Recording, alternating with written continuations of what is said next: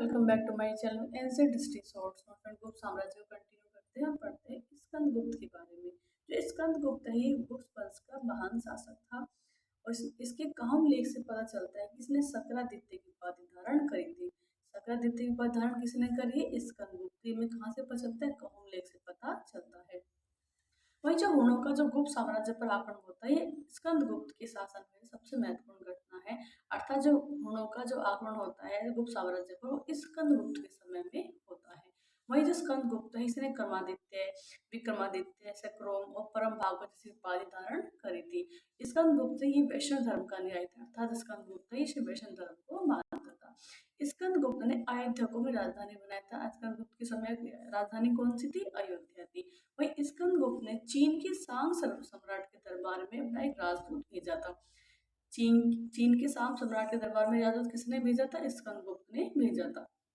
वही जूनागढ़ लेख में वर्णित है कि सभी राजकुमारों का परित्याग कर लक्ष्मी ने स्वयं स्कंदगुप्त का वर्ण किया था। अर्थात ऐसा हमें कुछ पता चलता है जूनागढ़ लेख से कि लक्ष्मी ने सभी राजकुमारों को त्याग कर स्कंदगुप्त का वर्ण किया था। ये कहाँ से पता चलता है? हमें जूनागढ़ लेख से पता चलता है। वही जूनागढ़ लेख में हमें गणना संबंध जानकारी पता चलता है और यहाँ पर सुदर्शन झील का स्कंदगुप्त द्वारा पुनर्निर्माण किया गया था, इसका भी पता चलता है हमें। और उसने झील के किनारे एक विष्णु मंदिर का निर्माण भी करवाया था। किसने?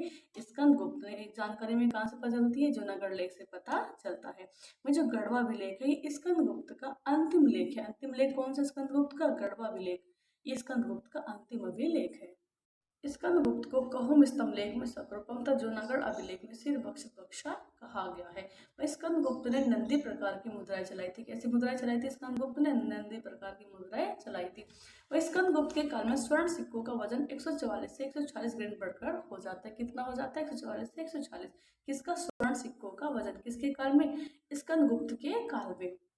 नेक्स्ट देख लेते हैं स्कंदगुप्त के उत्तराधिकारी अर्थात इसके बाद कौन शासक बनता है। स्कंदगुप्त के बाद में पुरोगुप्त शासक बनता है और ये बौद्ध धर्म अपनाने वाला प्रथम गुप्त शासक था। पुरोगुप्त कौन सा धर्म अपनाता है? बौद्ध धर्म अपनाता और ये प्रथम गुप्त शासक था जो बौद्ध धर्म को अपनाता है। इसके बाद बुद्धगुप्त बनता है और ये भी बौद्ध धर्म का अनुयायी था। कौन था? बुद्धगुप्त। ये भी बौद्ध धर्म का अनुयायी था। इसके बाद नरसिंहगुप्त बालादित्य ये शासक बनता है। ये परम भागवत की उपाधि धारण करता और ये भी बौद्ध धर्म को मानने वाला था। नरसिंहगुप्त के बाद उसका पुत्र कुमार गुप्त द्वितीय शासक बनता है और कुमार गुप्त द्वितीय गुप्त वंश का अंतिम महान शासक था। कौन? कुमार गुप्त तृतीय। और जो गुप्त साम्राज्य है इस साम्राज्य का विष्णुगुप्त अंतिम गुप्त शासक था। गुप्त साम्राज्य का शासक कौन है? विष्णुगुप्त। वहीं एरन अभिलेख से पता चलता है कि ये सती प्रथा का प्रथम अभिलेख साक्ष्य है। अर्थात एरन अभिलेख में प्रथम बार सती प्रथा के बारे में पता चलता है। थैंक्स फ्रेंड, मिलते हैं नेक्स्ट क्लास में।